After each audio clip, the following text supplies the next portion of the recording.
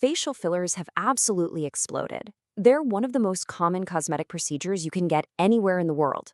But here's the thing, getting it right is this delicate dance between pure medicine and pure artistry. It's a blend of hard science and a sculptor's eye. So today, we're going to dive deep into that world and really figure out what separates a fantastic result from a disastrous one. I know what you're thinking. Edgar Allan Poe. What does he have to do with this? But he actually hit on something really fundamental about beauty. It's not about some kind of generic cookie-cutter perfection. Real beauty is all about proportion and balance and harmony. And that idea is totally central to how we think about aesthetic medicine today. Just to give you a sense of scale here, check out this number. 2.1 million. That's how many hyaluronic acid filler treatments were done in the United States way back in 2015. And believe me, that number has only skyrocketed since. So we're not talking about some niche thing here. This is a full-blown mainstream phenomenon.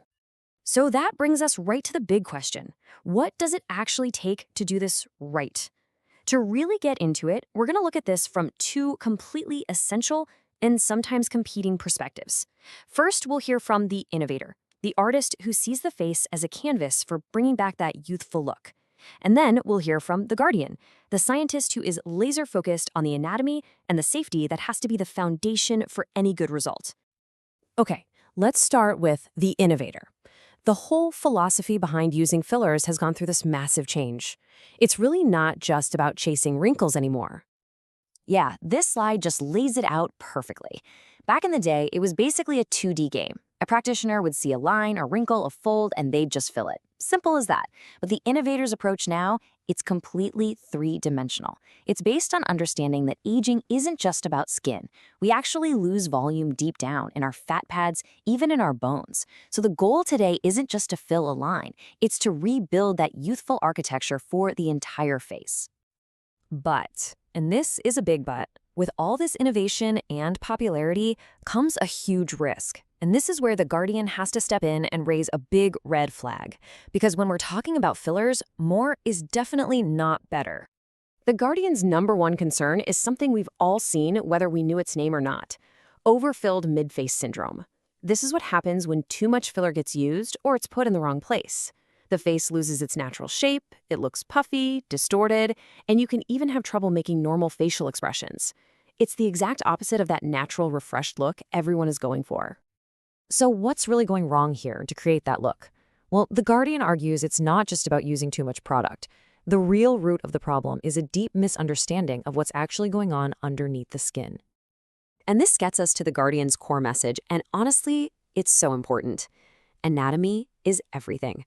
A practitioner isn't just injecting into some empty space. They are navigating this incredibly complex 3D landscape of fat, muscle, and most importantly, blood vessels.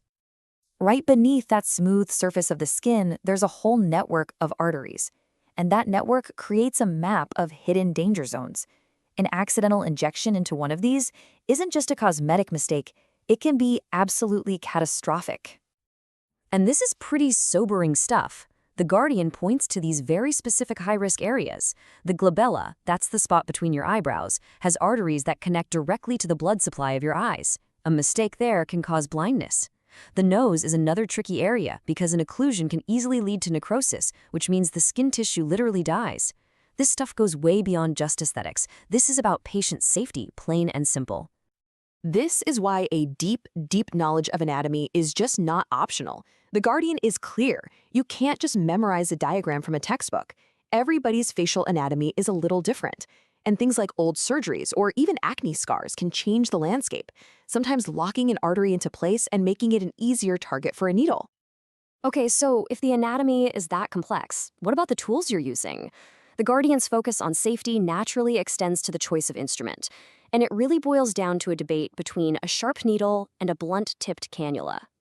For a really long time, the common wisdom was that sharp needles were more precise, but the Guardian points to studies that totally flip that idea on its head.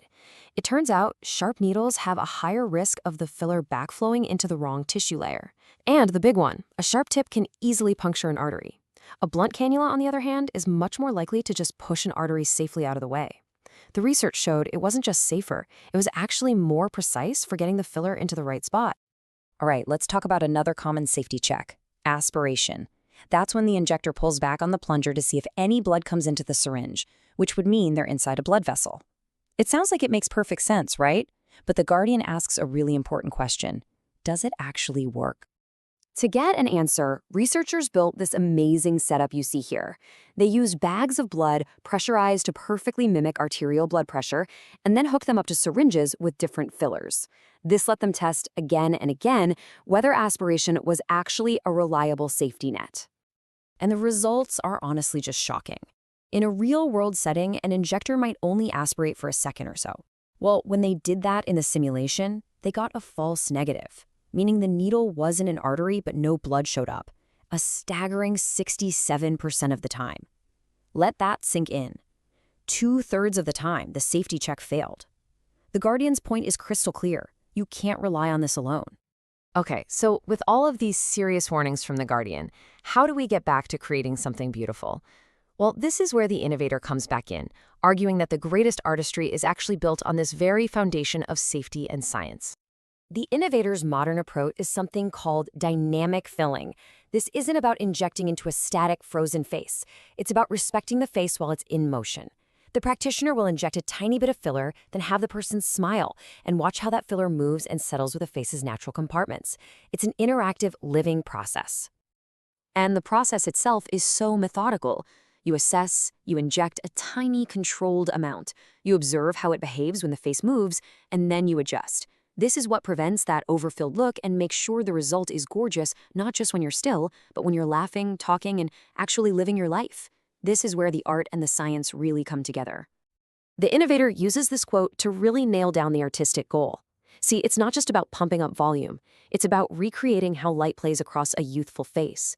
It's about restoring those soft, convex curves that catch the light, instead of the hollows and concavities that create shadows. It's just a much, much smarter way to think about rejuvenation. So the crucial point here is that this was never the innovator versus the Guardian. It's about a partnership. The absolute best practitioners are both. They have that artistic vision to imagine what's possible, but that vision is built on a rock-solid scientific understanding of anatomy, safety, and technique. At the end of the day, everything we've talked about points to one simple truth. Products are going to change, new techniques will come and go, but the single most important factor for a safe, satisfying, beautiful result is the skill, the knowledge, and the judgment of the person holding that syringe.